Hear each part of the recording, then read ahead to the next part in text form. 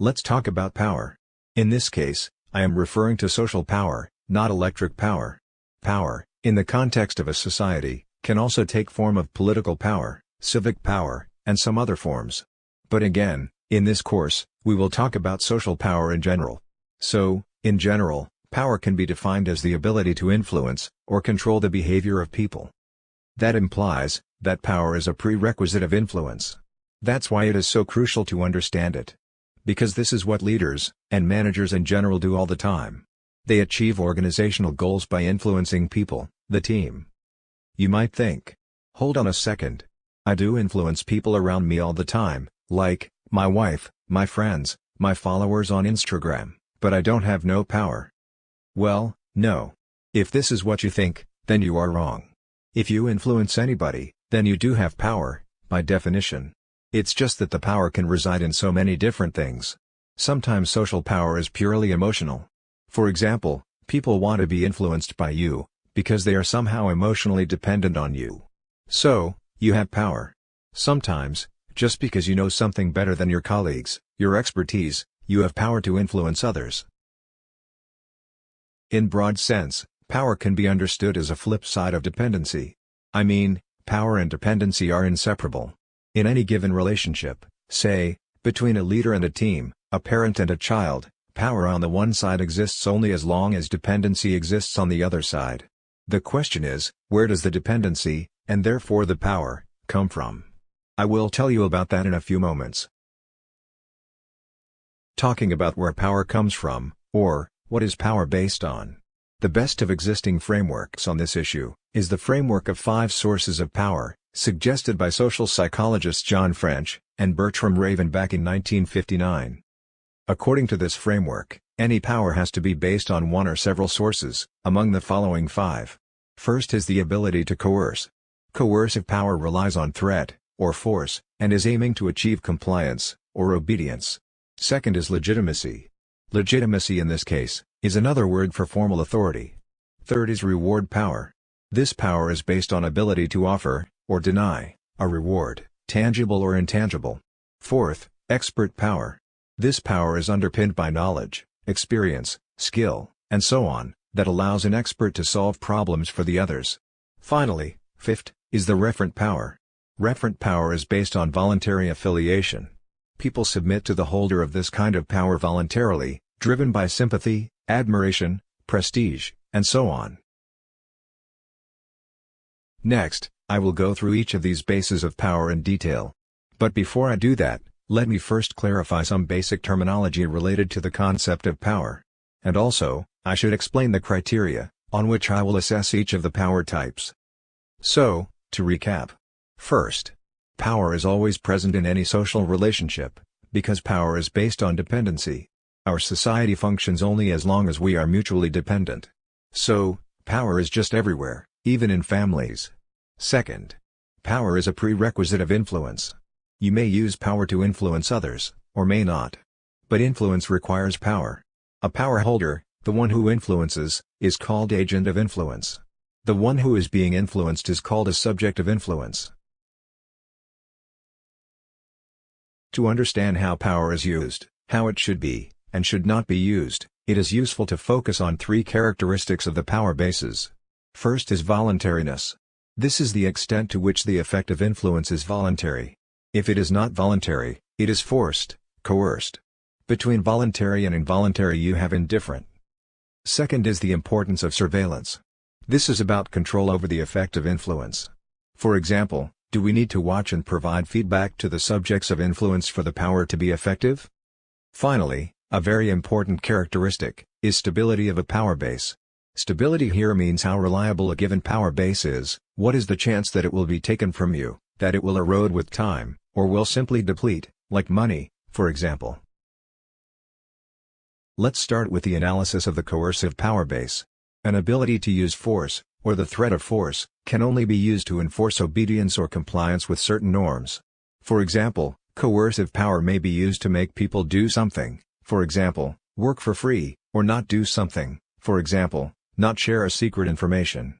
But you cannot use coercive power to inspire and motivate, you cannot use it to lead, to persuade, change attitude, and so on.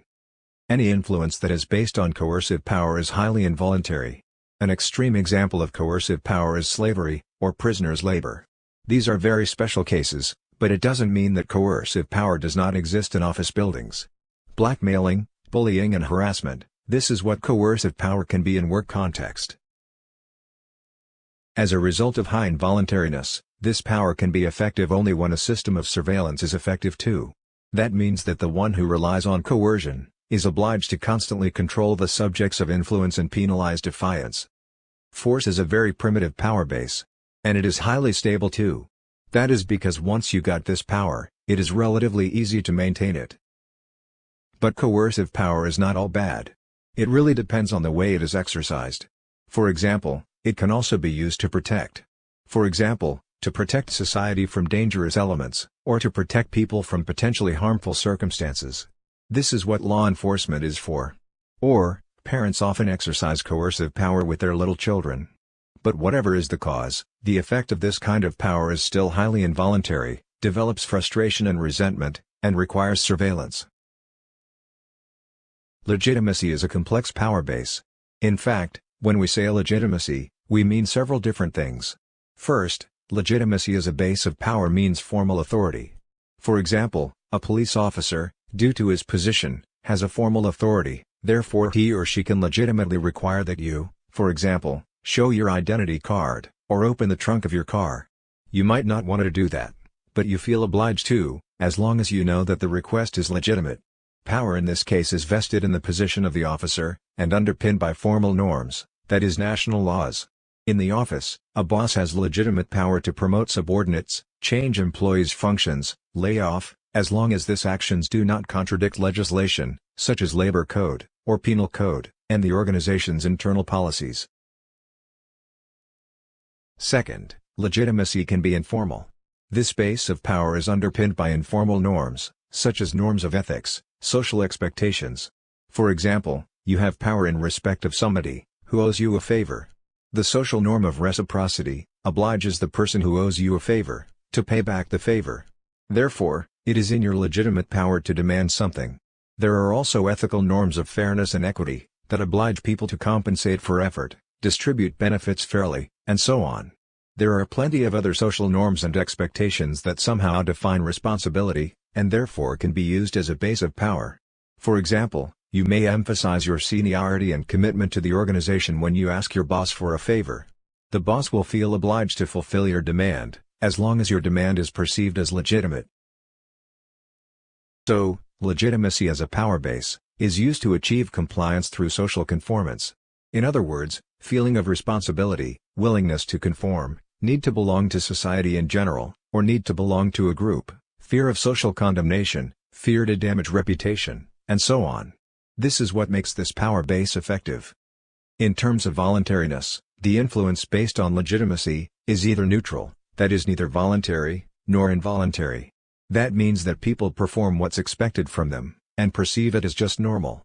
Or, it is negative, when subjects resent against authority, disagree with the demand, question legitimacy.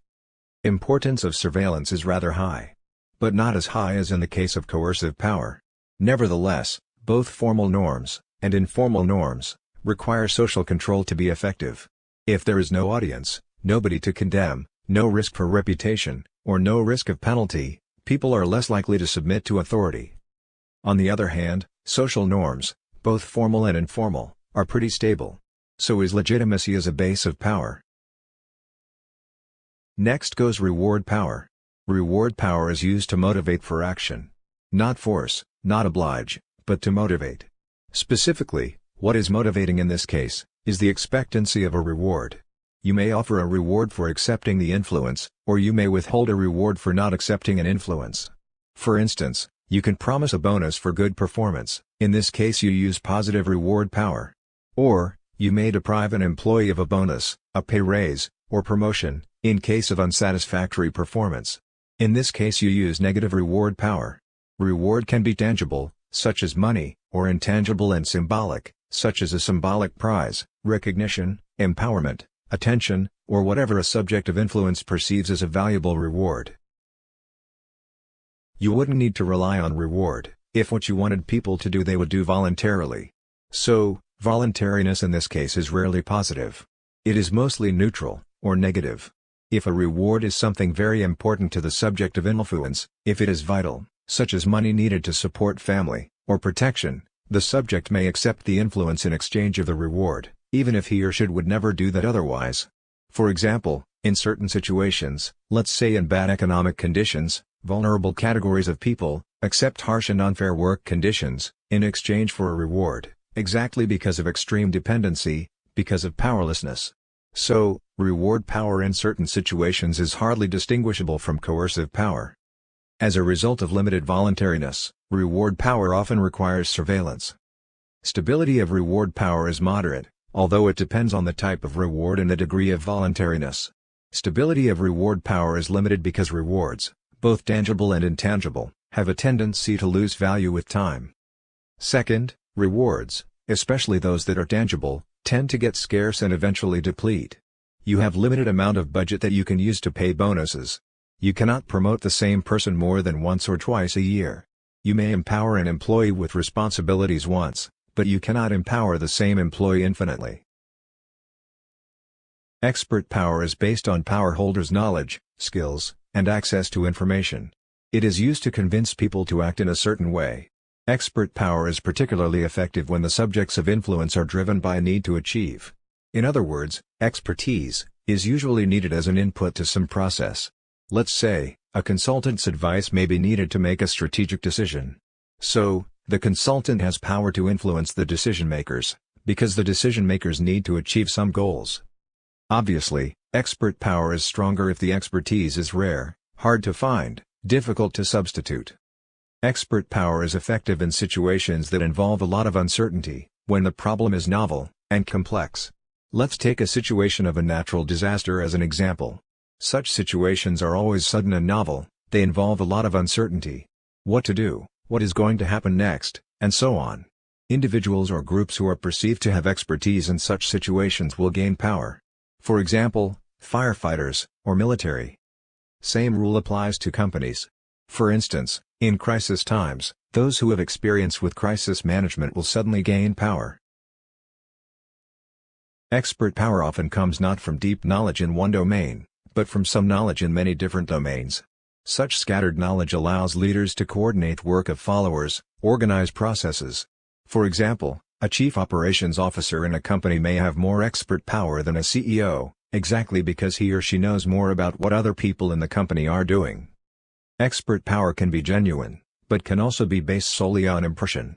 I mean, individuals may possess expert power even if they in fact don't have the knowledge that they claim to have.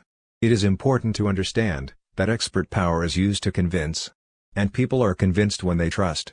So, expert power is effective via trust. That's why, expert power may be based on symbols of expertise, rather than the expertise itself. Education, certificates, recommendations, appearance, all this may be used to gain expert power. Expert power has neutral or positive voluntariness. People accept experts' influence either out of trust and necessity, or out of trust and respect. Surveillance is usually not an issue. Expert power has limited stability, especially when it is not genuine, but based on impression. The reason is that knowledge, once shared, becomes a common good, knowledge tends to become obsolete, and audiences tend to learn. Finally, the referent power. Referent power is based on the subject of influence's need for affiliation, or identification, with the agent of influence. When people want to be accepted by a group, let's say by a football team fan club, they are motivated to align their behavior and even attitudes with the group. Or, when people want to be identified with an individual, for example a political or business leader, they are motivated to become more alike to that individual in their actions and even beliefs. In such cases, people are subjected to referent power. Referent power can be based on individuals' charisma, honorable achievements, positive image, reputation, distinctive and attractive identity, and so on. Not only individuals, but also groups and organizations may have referent power. Consumer brands, employer brands, communities of fans, celebrities, prominent politicians and sportsmen and women, all these often have referent power. The particular psychology behind this need for affiliation is highly individual. I would refrain from trying to list all of the motives. It can be admiration or even love, need for esteem, status, prestige, all these things together, and so on. Voluntariness of referent power influence is very high. As a result, there is no need for surveillance at all. On the other hand, referent power is very unstable. This power base is highly contingent on the audience's attention and emotions, but also on the power holder's actions. A brand might simply go out of fashion. A single mistake may destroy a reputation that took decades to build. So, let's summarize all what we just learned. There are 5 bases of power, according to the framework suggested by John French and Bertram Raven. These bases are coercive, legitimacy, reward, expert, and referent. There are 2 important characteristics of power bases: voluntariness and stability. I don't mention the need for surveillance here, because need for surveillance is almost perfectly inverse of voluntariness. Coercive power is very stable, but highly involuntary. Legitimacy is rather involuntary and rather stable. Reward power is relatively voluntary, but its stability is limited. Expert power is mostly voluntary, or at least not involuntary, but its stability is very limited. Finally, referent power is perfectly voluntary, but also very unstable. You can clearly see a pattern here. The more subtle dependency is, and the more voluntary the influence is, the less stable power base is. This suggests a conclusion. Different power bases have their limitations. There is a trade-off between power base stability and voluntariness. Moreover, as a leader you will need to exert influence on diverse audiences. Let's say your team may have people driven by status, others will be driven by need for affiliations, some will trust you, others won't, some will recognize your expertise, others will doubt it. As a leader, you will need to exercise power in different situations, for different purpose. Sometimes, you will need to exert influence in order to change audiences' attitudes and beliefs, convince them. Other times, you will need to mobilize your team for action, sometimes controversy action. Often, power is needed to simply make people accept norms of behavior, no matter if they like it or not. And so on. This is why it is important to understand power. An influential leader should rely on a good mix of power bases, and use them responsibly.